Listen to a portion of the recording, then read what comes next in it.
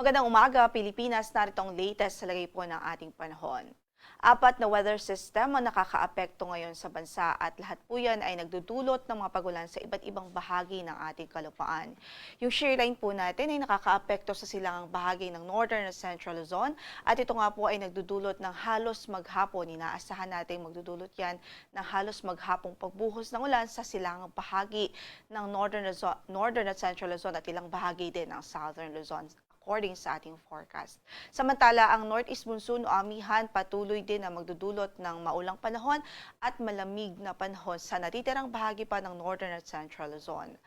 Yung IDCZ o Intertropical Convergence Zone ay nakakaapekto din ngayon sa katimugang bahagi ng Mindanao at inaasahan din natin magdudulot din ng significant na mga pagulan dito po sa southern portion ng Mindanao. Maya-maya nga lamang po ay tatalakayin natin ang mga lugar kung saan ay maapektuhan nito or kung saan makakaapekto itong si Intertropical Convergence Zone. Samantala sa natitirang bahagi ng bansa, ay easterlies naman na nakakaapekto. Ito po yung hangin na nanggagaling sa dagat Pasipiko. So sa pagtayo po ng ating panahon, magiging maulan pa rin sa araw na ito dito sa Cagayan Province, Isabela, Nueva Vizcaya, sa Quirino Province, maging sa Aurora at Quezon.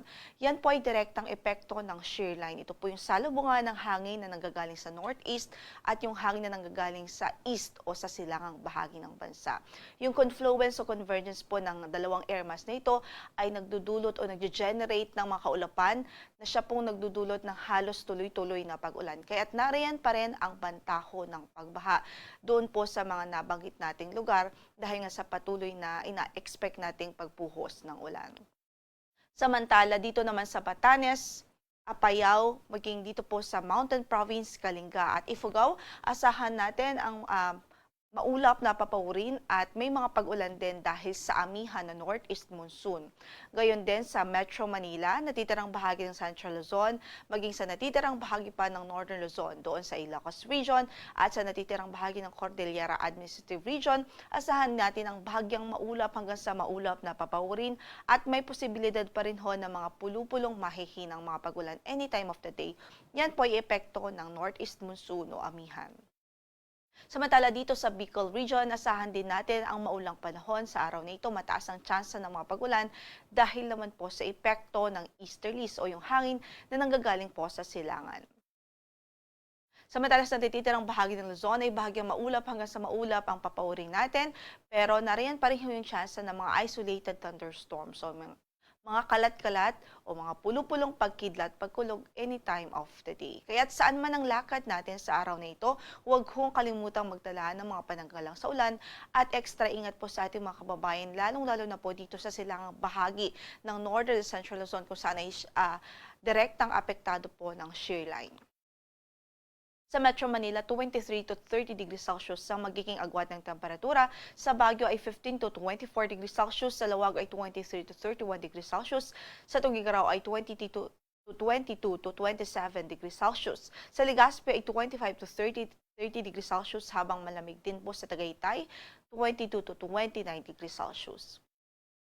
Dahil din sa easterlies, patuloy rin ang mga pagulan sa northern at eastern Samar, maging dito po sa southern Leyte at sa Caraga region.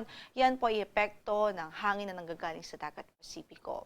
Yung Intertropical Convergence Zone ay nakakaapekto sa katimugang bahagi ng Mindanao at ito din po ay inaasahang magdudulot ngayon sa araw na ito ng maulap na papawirin at mga kalat-kalat na pagulan at pagkidlat pagkulog dito po sa Davao Region, Soxargen, maging sa Zamboanga Region at sa Basilan at Tawi-Tawi Provinces. So sa ating mga kababayan dyan, patuloy natin pinag-iingat at magdalaho ng mga pananggalang sa ulan.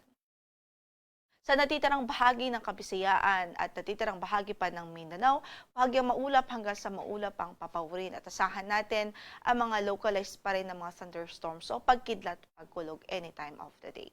Sa Tacloban, 25 to 30 degrees Celsius ang inaasahang magiging agwat ng temperatura.